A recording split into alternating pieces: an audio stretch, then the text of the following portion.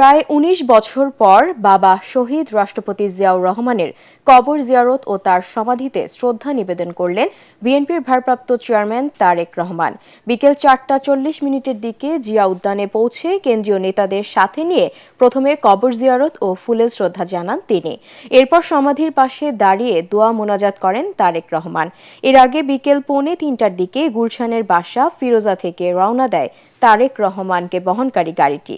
জিয়া উদ্যানে বিএনপির প্রতিষ্ঠাতা শহীদ রাষ্ট্রপতি জিয়াউর রহমানের সমাধিস্থলে আসার পথে হাজারো নেতাকর্মীর অভিবাদন গ্রহণ করেন তারেক রহমান।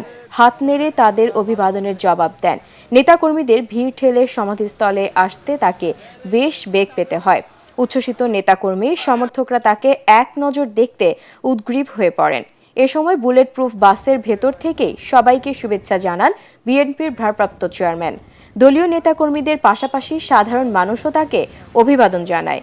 এ সময় গুলশানের বাসভবনের সামনে যাত্রাপথ, জিয়া উদ্যান, বিজয় সরণিতে দলীয় নেতাকর্মীদের ঢল নামে। হাজারো মানুষের বাঁধ ভাঙা আবেগ উচ্ছ্বাস উপচে পড়ে চারপাশে। সবশেষ ২০০৬ সালে বাবার কবর জিয়ারত করেছিলেন জিয়া পরিবারের এই জ্যেষ্ঠ সন্তান। বাবার কবর জিয়ারত শেষে সাভারের জাতীয় স্মৃতিসৌধে যাচ্ছেন তারেক রহমান।